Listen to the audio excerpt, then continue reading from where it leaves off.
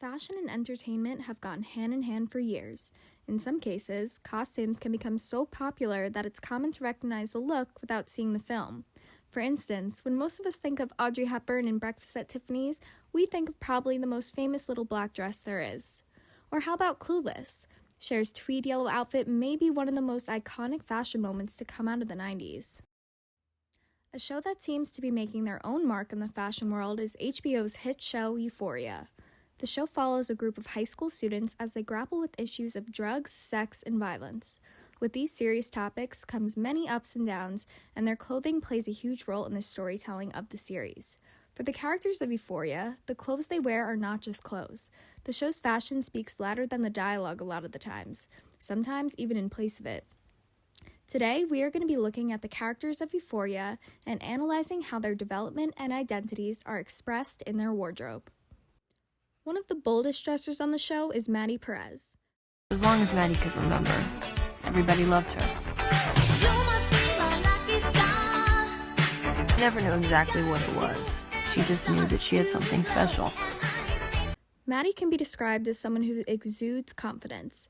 She says what's on her mind and doesn't care what others think of her. Yeah, I'm not supposed to be here right now because I'm dressed like a hooker and none of you like me. But I just wanted to say congratulations. Maddie, get out of here. Clearly, Maddie pushes it far with what is acceptable in both how she acts and wears. Her style season 1 consists of prints and patterns, bright blues and pinks, basically an adaptation of the typical it girl wardrobe with a bold personal flair.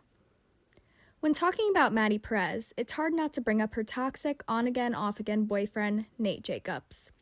The only person who can turn Maddie's confidence upside down is Nate, in turn influencing how she dresses. While their relationship started off positive, it quickly went downhill. Nate physically assaults Maddie in season 1, and this becomes a very traumatic time for her. Maddie is still trying to protect and defend him following this, and it's clearly taking a toll on her. Charlie, I'm gonna press charges. No, you're not pressing charges. No, you're not pressing charges. Okay. Her outfits reflected the trauma she's going through. She ditches her signature cat-eye look and opts for sunglasses, baggier outfits, muted tones, and messy hair. Maddie eventually acknowledges that this relationship isn't healthy and Nate's abusive ways aren't good for either of them. He surprisingly agrees, and the two break up at the end of season 1. There is a shift in Maddie's wardrobe as we move into season 2 of Euphoria, since she has entered a new chapter. Maddie still keeps her core look with prints and colors, but something in her style changes with her new perspective. She is going into this new season fresh off a breakup from a relationship that consumed most of her life. Stop flaunting your healthy, non-abusive, wonderful relationship. It's actually triggering. In the first episode, her bold eyeliner and all-black cutout dress sets the tone for the character. There are a few reasons for this color choice, as it continues to come up so often this season. I think black shows her tough exterior since she clearly went through a lot in the previous season, now having a guard up. It also can be representative of taking her power back and giving her a needed confidence boost. 90% of life is confidence. And the thing about confidence is no one knows if it's real or not. Stylist for the show, Heidi Bivens, told Vogue that she has seen a lot in her short amount of time, so she's jaded and is imagining herself in the next chapter of her life, and is even fantasizing about what it's going to be like out of school and have more freedom. Maddie is feeling more grown up following what she went through and is taking a hard look at her future. Will she ever be able to have a healthy relationship? Is her brain even wired that way? I don't even want to know. Maddie goes on to grow a close connection to the woman whose son she babysits, Samantha, and has a great admiration for her.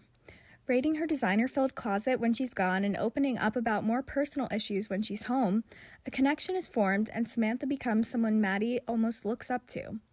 Being a fashion lover herself, Samantha's style is definitely emulated by Maddie with her strong influence, and I think gives Maddie hope that she could have a life like hers one day, even with the mistakes she's made, since Samantha was in her shoes once too.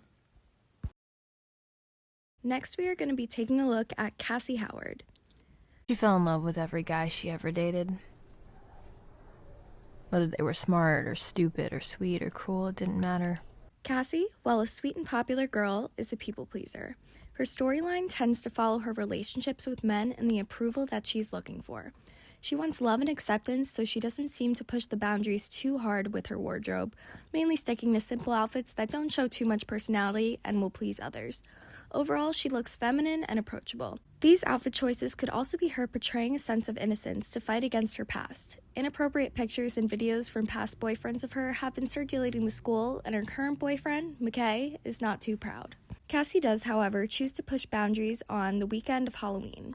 She dresses up as Alabama Worley. She thought this was a great look for McKay's college party, but he was not too happy. I feel like if we go to this party and you dress like that, I ain't gonna ever hear the end of it. In like a good way or a bad way? In a bad way. He has her change into a football jersey, leaving her uncomfortable and insecure for the rest of the night. The following night, she wears the same costume and kisses Daniel, a classmate.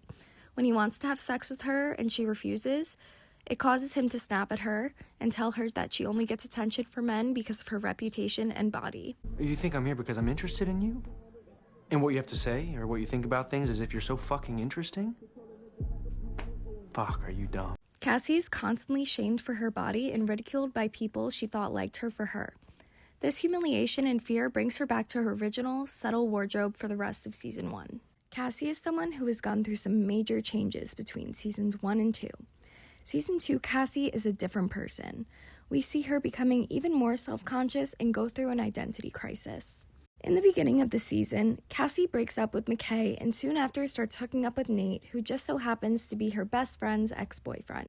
She knows that this is wrong, but Cassie will do anything to get validation and feel loved by Nate, even waking up at 4 a.m. to start getting ready for school. In her clothing, you see her trying to emulate what she wishes she was, and so, more than a lot of the other characters, Cassie's clothes feel like a costume. Why the fuck would you audition for Oklahoma? I'm not. Then why the fuck do you look like you're auditioning for Oklahoma? Do I? Yes. She dictates her style based on what she thinks men want to fulfill her need to be loved, sticking to hyper-feminine, girly looks. Cassie slowly starts dressing exactly like Maddie in a desperate attempt to make Nate like her more. These were the only times he gave her the attention she wanted in public, so this only encouraged her more. In doing so, she stripped away every last part of her original personality, and her life revolves around him. Wait, why? My class was why then?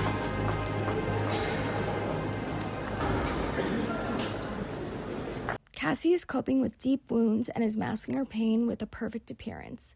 This pin-straight hair and Barbie-like clothes would not have been a look of hers in Season 1, but she's at her breaking point of needing validation. Aren't you afraid people are gonna look down on you?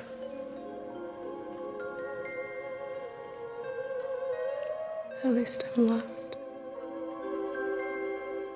Euphoria fashion not only plays a part in storylines of the show, but it's been influencing an entire generation's way of dressing.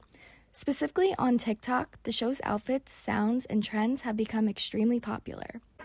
And why aren't you in uniform? We can't wait to see what looks and stories Season 3 will bring for viewers to obsess over.